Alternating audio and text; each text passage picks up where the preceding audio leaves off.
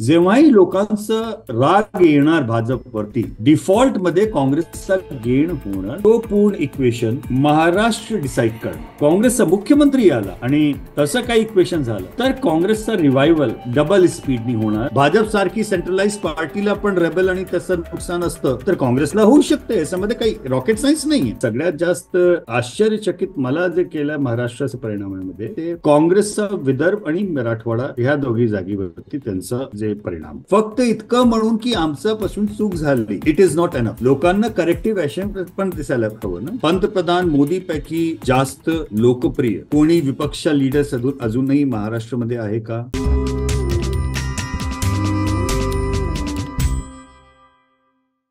नमस्कार, मी विनायक पाचलक आणि थिंक बँकच्या बिहाइंड द सीन्स मध्ये तुम्हा सगळ्यांचं पुन्हा एकदा मनापासून स्वागत. दरवेळेला ऑगस्ट महिन्यामध्ये मूड ऑफ द नेशन हा सर्वे येतो. या वर्षी सुद्धा तो सर्वे आलेला आहे आणि या वर्षीच्या या सर्वेला जास्त महत्व आहे कारण लोकसभा निवडणुकीनंतर हा सर्वे झालाय. वर्षातून दोनदा येतो. हा सर्वे करणारे यशवंत देशमुख सर आज पुन्हा एकदा आपल्या बरोबर आहेत सी वोटरचे. सर स्वागत आहे पुन्हा एकदा. आणि लोकसभेच्या वेळेला आपण बोललो होतो पण लोकसभेत बरंच काही घडून गेलंय आणि त्याच्यानंतर तुमचा हा सर्वे आलाय. तुमच्याकडूनच यातल्या खूप मायन्यूट गोष्टी समजून घ्यायच्या आहेत, महाराष्ट्राबद्दल बोलायचं आहे.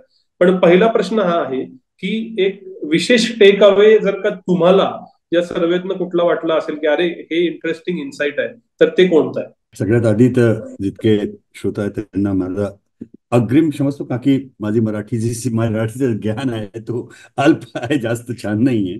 मूळतः मी हिंदी भाषी आहे, काशीकर आहे. तर त्याच्यामुळे म्हणजे काही चूक झाली तर त्याला क्षमा प्रार्थी, मी अग्रिम आहे त्याच्याबद्दल. जसं तुम्ही आपले उद्बोधनामध्ये आत्ताच म्हटलं की लोकसभेच्या निवडणुकांनंतर पुष्कळ म्हणजे डायसेक्शनही झालं आहे, पोस्टमॉर्टमही झालं आहे, जसंही तुम्ही त्याला म्हणा. पण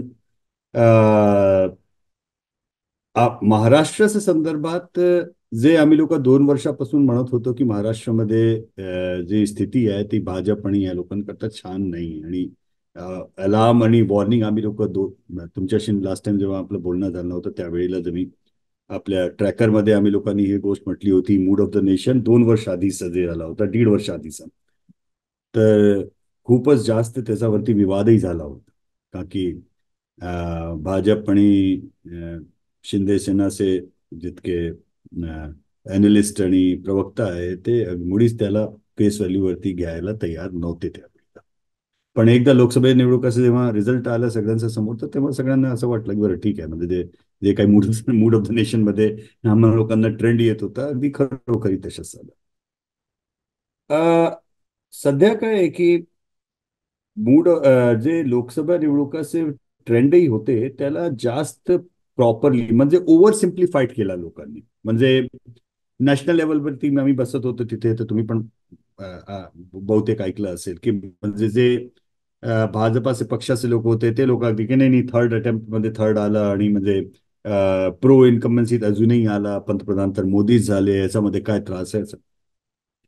जे विपक्षचे लोक होते ते म्हणत होते की नाही पुष्कळ मुद्द्यावरती की म्हणजे म्हणजे शेतकऱ्यांचा राग होता किंवा तुमचा आर्मीची जी इंडक्शन स्कीम होती त्याच्यामध्ये त्रास होता किंवा असं होता किंवा तसं होता. पण काय विचित्र स्थिती अशी होती की मी त्या दिवशी रात्री मी बीबीसी पॅनलवरती होतो आणि तिथे बीबीसीचे पॅनलिस्ट होते ते सगळे हे लोक सगळे काउंट करत होते की जातीकरणाचा त्याचा इम्पॅक्ट झाला असं. आणि मी फक्त त्यांना हे विचारलं की जे काही तुम्ही इश्यू म्हणून राहिले म्हणजे जातीचा झाला तर बिहारमध्ये भाजपची स्वीप का झाली, गरिबीचा मुद्दा होता तो उडीसामध्ये भाजपला अभूतपूर्व सफलता कशी काय मिळाली, अग्निवीरचा तांडव होता तर हिमाचल आणि उत्तराखंड ज्याचा म्हणून सगळ्यात जास्त सेनाचे इंडक्टी असतात तिथे भाजपला का अशी विक्ट्री मिळाली. तर एक ओव्हर आर्चिंग काही नॅरेटिव्ह नव्हता त्याचा. नॅरेटिव्ह म्हणजे ओव्हर सिम्प्लिफिकेशन मध्ये काय आहे की आपल्याला जसे ते म्हणतात ना की ब्लाइंड मॅन्स एलिफंट, म्हणजे दृष्टी ज्यांना नसले ते एक गजाननला असं म्हणजे धरून ते सांगितलं तर काय काय त्यांना असं येतं हात स्पर्शामध्ये, तसं ते म्हणतात ओव्हर सिम्प्लिफिकेशन मध्ये की एलिफंट असं आहे किंवा तसं आहे असं. पण खरी गोष्ट ही आहे की ओव्हर सिम्प्लिफाय केलं गेलं त्याला अनालिसिसमध्ये. आणि तुम्ही त्या म्हणजे महाराष्ट्राचा आपल्याला आधीपासून आयडिया होता की त्रास होणार, त्याच्यामध्ये काय होता. पश्चिम बंगाल मध्ये भयंकर कंटेस्ट होणार आणि कशा काय कळेल हे आपल्याला कळत नव्हतं. सगळ्यात जास्त आपल्याला जे म्हणजे चूक झाली मी हे म्हणेन, म्हणजे त्याच्यामध्ये काय म्हणाल म्हणजे ही सगळ्यात जास्त मोठी चूक झाली उत्तर प्रदेशमध्ये. आणि उत्तर प्रदेशात जे बहुजन समाज पार्टीचा ग्राफ खालती गेला आणि त्यांच्याकडून एक नॉन जाटव दलित मतदातांचा एक पक्ष, एक वर्ग, ते काँग्रेसच्या मुळे, का की काँग्रेसच्या जुनी पार्टी आहे दलित मतदातांची तिकडे, त्याच्यामुळे तो शिफ्ट झाला उत्तर प्रदेशमध्ये. सपा आणि काँग्रेसचा गठबंधन आणि भाजपचं घराचा आजचं भांडण म्हणजे जे आता सगळ्यात ओपनच आहे, तुम्हाला कळलंच असेल की किती योगी वर्सेस नॉन योगी फॅक्शन त्यांचं जे भांडण आहे त्याच्यामुळे in fighting was the biggest cause of that movement. आणि ते जवळजवळ ते 35 जागाची जे कमी झाली ते तोच सगळ्यात जास्त डिसाइडिंग फॅक्टर होता. का की तुम्ही भाजपची टॅलीमध्ये 35 सीट्स ऍड करा उत्तर प्रदेशची, तर भाजपचं संपूर्ण आपला 272 क्रॉसही असतं आणि एनडीए 325-330 पर्यंत असं म्हणजे ते असं. तर मग मग कोणालाही काही म्हणजे ठीक आहे, ते 400 पारचं ते ते ते लोक ते म्हणत होते आपल्या कॅम्पेनमध्ये. पण आम्ही लोकांचं अगदी क्लिअर होतं की हे सगळं कॅम्पेन आहे, 400 वर्षाचा काही दूर दूर म्हणजे काही अर्थच नाही, पॉसिबलच नाही. पण हा 325 330 पर्यंत हे जाणार, एनडीए 350ही टच करू शकतो की त्यांचा नंबर पश्चिम बंगाल में काहीतरी 8-10 सीट पोलरायझेशन मुळे वाढली तर, नाहीतर एक एक असेसमेंट असंच होतं सगळं. आणि 10 सीट्सचा त्यांचा धक्का जे गेला ते राजस्थानमध्ये. आता राजस्थानची पण विचित्र स्थिती, का की तो पण इंटरनल सॅबोटाज, इंटरनल फायटिंग. म्हणजे राजस्थानमध्ये लोकसभेचा वोट शेअरचा निकाल काय होता, 50% भाजप आणि 37% काँग्रेस. आता तुम्ही कोणालाही हे सांगितलं की परिणाम असा होता 50% एक पार्टी आणि दुसरी पार्टी 12-13% कमी असं, तर कोण सांगणार की हो 25 सीट आहे तर हे जवळपास 50-50 सीटचा निकाल येणार. तर म्हणजे अगदी क्लिअर कट आहे की फक्त त्याच्यामध्ये सॅबोटाज आणि इंटरनल त्यांचा रेबल प्रॉब्लेम होता. पण ते सगळं सोडा, म्हणजे what I am simply trying to say is that over simplification of mandate हा पण घातक असतं. म्हणजे दोघांचं म्हणजे भाजपला असं म्हणणं की काही झाला नाही हो असंच झालं, तो पण घातक आहे त्यांचा करता. आणि विपक्ष करता हा ओव्हर सिम्प्लिफिकेशन, नाही नाही इतकं सगळं काम झालं, अरे गरीब खूप रागात होते. तर Madhya Pradesh 29 out of 29, Chhattisgarh 11 out of 11, Orissa म्हणजे गरिबी होती कारण तो कारण नाही. जाती गणना म्हणजे बिहारचं पैकी जास्त कुठे जाती ते आहे तिथेही झालं नाही. ते हे ओव्हर सिम्प्लिफिकन मला असं वाटतं की नाही, हा स्वास्थ्य करता त्यांचे ठीक नाही, हानिकारक आहे. महाराष्ट्रामध्ये ठीक आहे, म्हणजे त्या लोकांना त्रास होणं हे आम्ही लोकांनी सांगितलं होतं. पण सगळ्यात जास्त आश्चर्यचकित मला जे केलं महाराष्ट्राच्या परिणामामध्ये ते काँग्रेसचा विदर्भ आणि मराठवाडा ह्या दोघी जागेवरती त्यांचा जे परिणाम होता.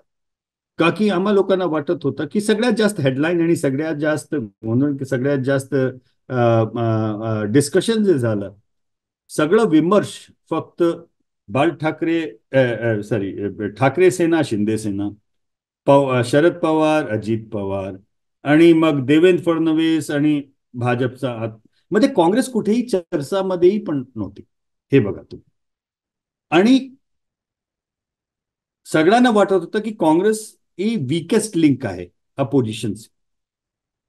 आणि विदर्भ आणि मराठवाडा हे जे अगदी गृह क्षेत्र भाजपचं तुम्ही म्हणा आधीपासून, म्हणजे की नाही दिस इज द बीजेपी टेरिटरी त्याला म्हणा, की त्या टेरिटरीमध्ये अजित पवारचा इक्वेशन नाही, शरद पवारचा इक्वेशन नाही, न शिंदेचा इक्वेशन नाही आणि उद्धव ठाकरेचं पण इक्वेशन नाही.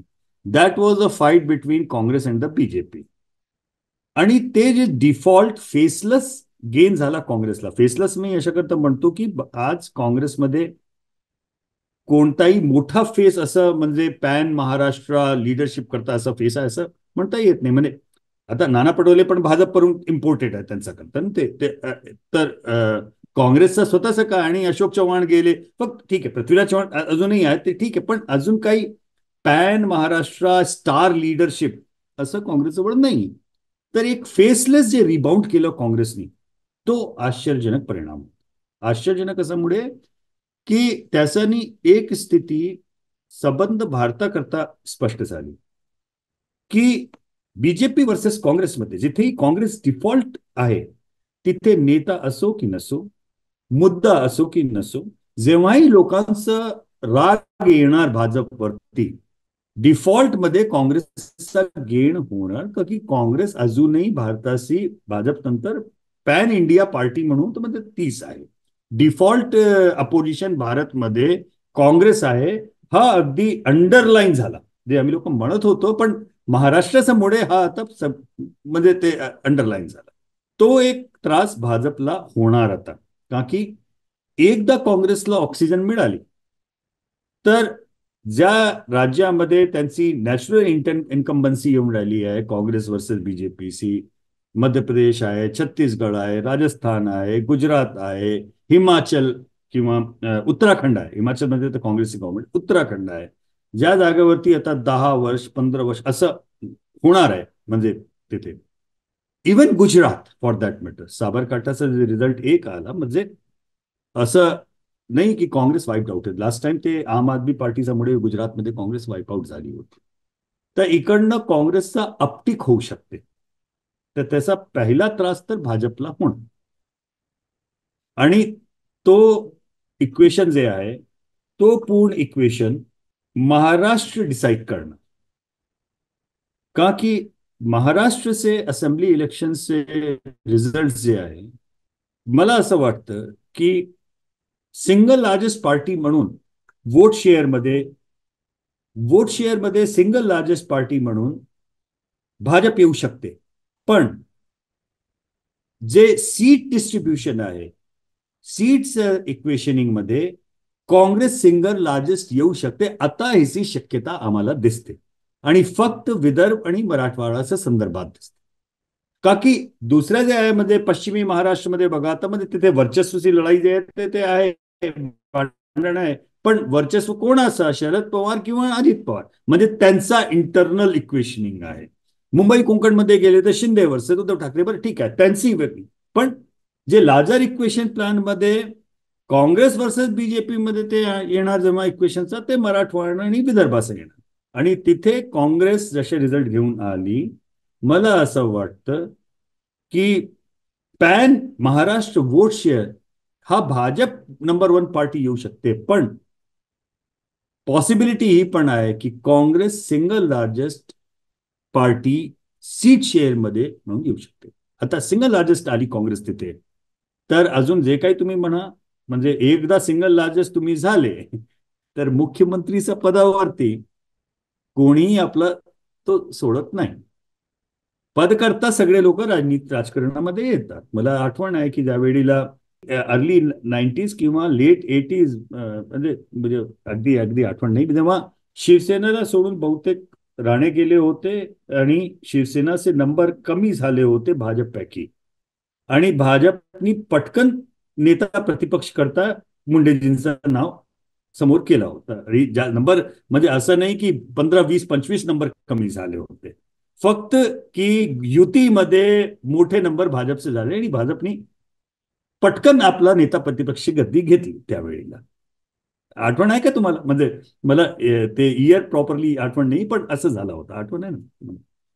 तर राजकारणामध्ये हा उचित आहे, ते लोक करतात. त्याचवेळी मला असं वाटतं की एकदा काँग्रेस सिंगल लार्जेस्ट आली तर काँग्रेसची लॉटरी येणार आणि काँग्रेसचा मुख्यमंत्री आला आणि तसं काही इक्वेशन झालं तर काँग्रेसचा रिव्हायवल डबल स्पीडनी होणार. शेष जितके राज्य भाजप वर्सेस काँग्रेस आहे तिथे रिव्हायवल.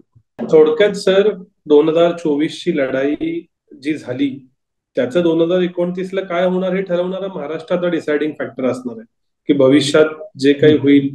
विशेषतः आपण कायम बोलायचो भाजप विरुद्ध काँग्रेस, स्टेट फाईट मधला आपला सक्सेस रेशो, हिट रेशो तो अख्खा महाराष्ट्रात तर उलटा झालेला दिसतो.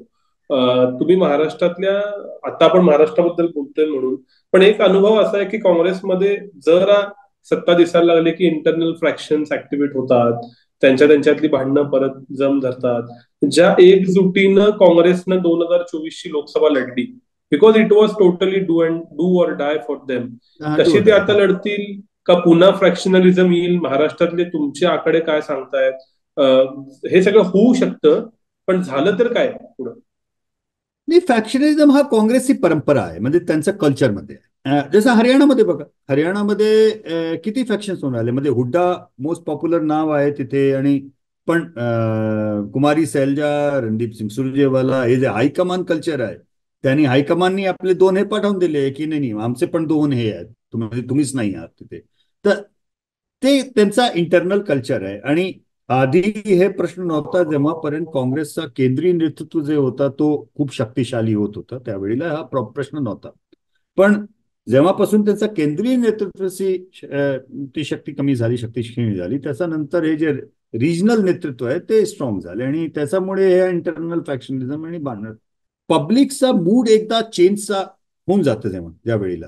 जसं डू ऑर डायची बॅटल ठीक आहे, पण महाराष्ट्रामध्ये पब्लिकचा मूड एकदा अँटी बीजेपी, अँटी एनडीए झाला, त्या डिफॉल्टमध्ये पण त्या लोकांनी काँग्रेसला जिंकावून दिलं. तर हरियाणाचा आता कितीही फॅक्शन असो, त्यांचा इंटरनल प्रॉब्लेम हा होणार आहे की किती तिकीट हुड्डा फॅक्शनला दिले, किती शैलजाला दिले, किती, ती वेगळी गोष्ट आहे. पण पब्लिकचं जितकं म्हणजे प्रश्न आहे, पब्लिकचा जे प्रश्न आहे जनतेच्या समोर, तो फक्त काँग्रेसचा सिंबल, अँटी भाजप वोट आहे, तर काँग्रेसचा सिंबलला वोट जाणार, ते कॅन्डिडेटला जास्त त्याचा समोर त्या प्रश्न येणार नाही की कोणत्या फॅक्शनचा कॅन्डिडेट आहे. रेबल कॅन्डिडेटची आपली भूमिका असते, मी हे म्हणत नाही का की रेबल कॅन्डिडेट लोक करतात एका दुसऱ्या म्हणजे फॅक्शनिझम मध्ये, त्याच्यामध्ये पुष्कळदा म्हणजे सत्ता येतं येतं आणि जाते. आणि रेबल कॅन्डिडेट आणि फॅक्शनिझमचा सगळ्यात मोठा प्रमाण सध्या राजस्थान आणि उत्तर प्रदेश मी सांगितलं भाजपला झाला. भाजप सारखी सेंट्रलाइज पार्टीला पण रेबल आणि त्याचं नुकसान असतं, तर काँग्रेसला होऊ शकतं, याच्यामध्ये काही रॉकेट सायन्स नाहीये. पण ओव्हर आर्चिंग सेंटिमेंट पब्लिकचा चेंजचा दिसतं सध्या. तर म्हणजे हरियाणामध्ये चेंजचा सेंटिमेंट आहे, महाराष्ट्रामध्ये चेंजचा सेंटिमेंट आहे, जम्मू काश्मीरमध्ये पण चेंजचा सेंटिमेंट आहे, आणि झारखंडमध्ये पण चेंजचा सेंटिमेंट आहे. पण झारखंडमध्ये अपोजिशनमध्ये भाजप आहे, तर चेंजचा सेंटिमेंटचा लाभ बहुतेक भाजपला तिथे मिळेल. तर ते तर असं. इथं फक्त मी थोडंसं महाराष्ट्राबद्दल अधिक स्पेसिफिक विचारतो.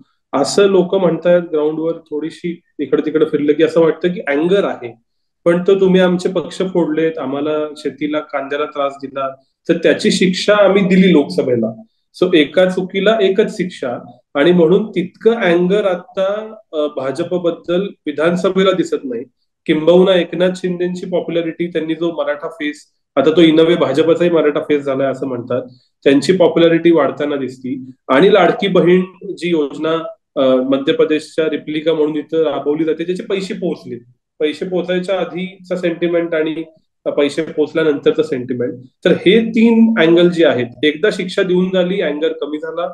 दुसरा, ही लोकल इलेक्शन आहे, इथं मराठा फेस आहे. आणि तिसरा, लाडकी बहीणचा डायरेक्ट बेनिफिट ट्रान्सफर. काय दिसतं महाराष्ट्रात? नाही, तिघेही पॉईंट व्हॅलिड आहे. सगळ्यात आधी तर म्हणजे का की लाडकी लक्ष्मी योजनाचं आम्ही वेगळं डिस्कस करू, म्हणजे म्हणजे पण लोकल इक्वेशनिंग मध्ये, की हो शिक्षा दिली तर प्रेशर कुकरमध्ये जसं सेफ्टी वॉल्व असतं ना विस्फोट जायचा आधी, पण माझं असं म्हणणं आहे की विस्फोट झाला तो, का की ते प्रेशर कुकरचं सेफ्टी वॉल्व नव्हतं, ते कुकर अगदी फटून गेलं. जे हा लॉजिक देऊन राहिले त्यांना असं विचारा की पंतप्रधान मोदीपैकी जास्त लोकप्रिय कोणी विपक्ष लीडर्स अजूनही महाराष्ट्रामध्ये आहे का? जेव्हा पंतप्रधान मोदीची लोकप्रियता वरतीही त्यांचा राग वरती येऊन आला, तर तो राग लोकल लिडरशिप वरती का त्यांना असं होतं की क्षमस्व, म्हणजे झालं ठीक आहे, शिक्षा दिली, क्षमा आम्ही दिली तुम्हाला, असं मला त्याच्यामध्ये प्रॉब्लेम दिसते. दुसरं, जे शिक्षा दिली, ज्या कारणाबद्दल शिक्षा दिली, ते कारण विलुप्त झाले का? काय भाजप आणि अजित पवारचा संबंध विच्छेद झाला का? किंवा जे इंटरनल इक्वेशनिंगचे जास्त आणि जे आहे ते झालं का? मराठा आरक्षणवरती आलं का? शेतकऱ्यांची जे समस्या आहे, फक्त इतकं म्हणणं की आम्ही क्षमाप्रार्थी आहोत, इतक्या म्हणण्याबद्दल, म्हणजे जसं कांद्याचं का एक्सपोर्ट करतात ते, की हो चूक झाली चूक झाली, पण चूक झाली तर ठीक, पण त्याचा करेक्टिव्ह ऍक्शन काही झालं का? तर फक्त इतकं म्हणून की आमच्यापासून चूक झाली, इट इज नॉट एनफ. लोकांना करेक्टिव्ह ऍक्शन पण दिसायला हवं ना. म्हणजे विनायक आणि यशवंत देशमुख यांचं भांडण असतं आणि त्याच्यामुळे लोकांना राग आला, ठीक आहे, आणि आम्ही दोघेही जाऊन बसो, म्हणू अहो चूक झाली, मी आणि विनायक भांडत होते, चूक झाली. अरे पण त्याच्यानंतर लोकांना हे पण दाखवावं लागेल ना की विनायक आणि यशवंत मित्र झाले. पण अजूनही आम्ही भांडून राहिलोय, बॉक्सिंग करून राहिलोय आणि म्हणतो हो चूक झाली डिशूम, चूक झाली डिशूम. तर लोकांना ते असं कळत नाही.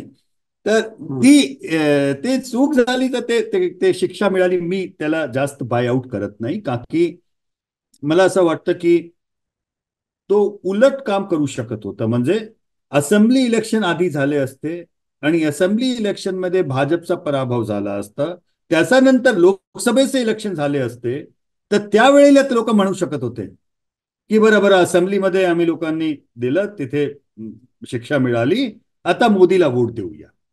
पण इथे उलट झालं तसं मला वाटत. Number one. नंबर दोन, एक फक्त इतकं आहे, स्कीमचं जे आहे ते मला म्हणजे ते अजून इम्पॅक्ट असेसमेंट मला करायचं आहे. इम्पॅक्ट असेसमेंट असं पॉप्युलर स्कीम आहे. मध्य प्रदेशमध्ये स्ट्रॉंग बीजेपीच्या तिकीटवरती ती स्कीम वरती ऍडिशनल ते झाली आणि लोकांनी, मतदारांनी वोट दिला. ते स्ट्रॉंग पिचवरती स्ट्रॉंग स्कीम होती. इथे वीक पिचवरती स्ट्रॉंग स्कीम घेऊन आले लोक. ठीक आहे ना. आता इम्पॅक्ट म्हणजे लाईन खूप आहे, लोक खूप, अभ्यर्थी खूप आहे, खूप म्हणजे आवेदनकर्ता खूप आहे, पैसेही मिळणार बहुतेक. आणि मी असं ऐकलं की दिवाळीच्या आधी 3 इन्स्टॉलमेंट टाकायची योजना आहे. पण इन्स्टॉलमेंट मिळायच्या नंतर वोट डिसिजन स्विंग होणार याची अजून कल्पना नाही. मी अजून त्याच्यावरती मी सर्वे पण करतो आणि अजून it's under impact evaluation at our end. तर मी अजून करतो का की इतका इझी नाहीये. ही तशी स्थिती आहे. मध्य प्रदेशची पिच वरती सहवाग आणि तेंडुलकर दोघेही बॅटिंग करत होते आणि पिच छान होती, त्याच्यामध्ये स्कीमला काम झालं. महाराष्ट्राची पिच मध्ये अशा आहे की तेंडुलकर एकटा बॅटिंग करतो आणि समोर सगळे कोलॅप्स होऊन राहिले. तो एकटी स्कीमचा इम्पॅक्ट किती लास्ट ओव्हर किंवा लास्ट पर्यंत घेऊ शकतो की नाही, ती तशी स्थिती आहे. तर आम्हा लोकांना वेट अँड वॉच, म्हणजे असं आहे की जेव्हापर्यंत ते पैसे येतात, नाही, पैसे आले अकाउंटमध्ये 3, आणि त्याच्यानंतर मूड चेंज झाला का, आणि पैशांचं मुळे ते होणार का, आणि काँग्रेस किंवा विपक्षांनी असं काही म्हटलं का की आम्ही आलो तर आम्ही हे स्कीम बंद करून देणार, आम्ही ह्या स्कीमला कंटिन्यू नाही, असं काही आहे नाही. का की लोकांना असं माहिती असतं आता कोणतीही लोकप्रिय योजना आली तर ती लोक डबल डाऊन करतात. तुम्हाला आठवण असेल 2014चा आधी जे कॅम्पेन होता त्याच्यामध्ये नरेंद्र मोदींनी मध्ये मनरेगा विरोध मध्ये किती प्रचार केला. पण मनरेगा समाप्त झाले की स्कीम नाही. तशीच हे फी फूड स्कीम, मी अशाच तुम्हाला एक हायपोथेटिकल सिनेरिओ देतो की हा म्हणजे सत्ता परिवर्तन झालं असतं आता लोकसभेमध्ये, तर काय काँग्रेस किंवा विपक्ष फ्री फूड स्कीम ते बंद करायची स्थितीमध्ये होते का? नाही. तर लोकप्रिय अशी जे आहे ना, हे जितकी ज्याला लाभार्थी योजना म्हणतात, लाभार्थी योजना सुरू करणं आसान आहे, त्याला बंद करणं भयंकर त्रासाचं असतं. कोणीही करू शकत नाही.